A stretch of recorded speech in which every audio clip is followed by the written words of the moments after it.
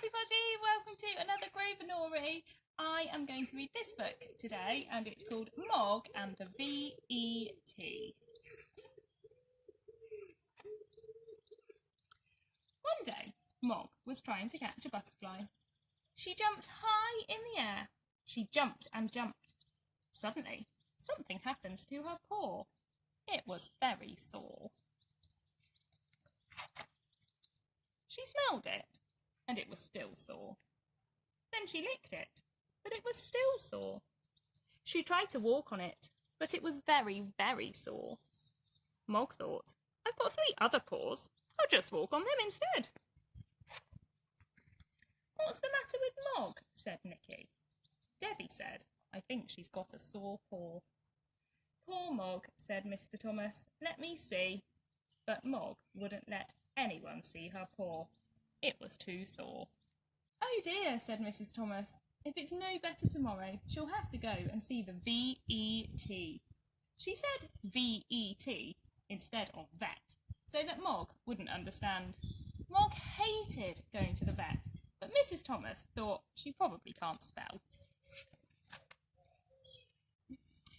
That evening, Mog did not want to eat her supper because her paw was too sore.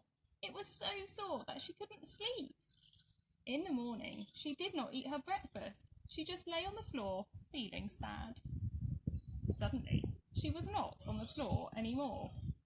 Mrs. Thomas had picked her up. Mog thought, what's happening? It's rude to pick me up without asking first. Then she was in a basket, but it was not her proper basket.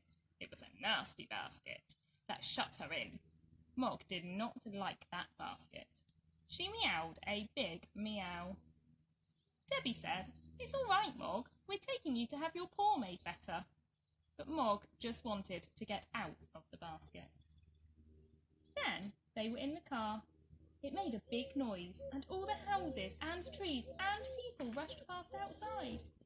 Mog knew that that was not right. She meowed and meowed. At last, the houses stopped rushing past, and suddenly Mog was in a room. It says the waiting room. It was a room with lots of other animals. Mog thought, I knew it, I knew it. This is the place I hate.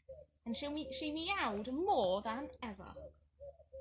The other animals were sitting quietly with their people. They were surprised to hear Mog make so much noise. It's all right, Mog, said Debbie. It's all right, Mog, said Nicky. It's all right, Puss, said the nurse. But Mog wouldn't stop meowing. After a while, the other animals thought perhaps Mog knew something they didn't. The dogs began to bark. The parrot began to squawk. Even the hamster said, eek, eek. They made so much noise that the vet came to see what was happening. Oh, it's Mog, said the vet. I thought it might be. Perhaps I'd better see her first. Mog suddenly thought she liked the shut-in basket after all. The vet tried to look at her, but it was very, very difficult. Perhaps this way will be easier, said the vet. There, said the vet at last. Now, let's have a look at that paw. He did something very quickly, and he said, all done. She had a nasty thorn in her paw, and look, here it is. I'll just give her a little pill and... Ow! Said the vet. Oh, Mog, said Debbie. I'm so sorry, said Mrs. Thomas. Watch out for that cat, shouted the vet. Quick, catch it, shouted the nurse. I'll catch it, thought the big dog.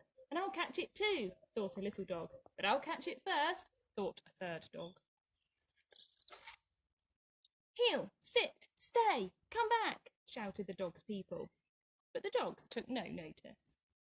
They're all going wild, shouted the nurse. The hamster got mixed up in the wild rush. The vet got mixed up in it too. Stop! We can't have animals going wild, said the vet. The dog's people all shouted, heel, sit, stay, and come back again. And after a while, the dogs stopped. Come on, Mog, said Nicky. You're a very silly cat. Back into your basket, said Debbie. Goodbye, said the vet.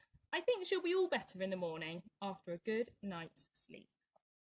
And that night, Mog did have a good sleep. But the vet did not have a good sleep. The vet had a dream. It was a dream about wild animals.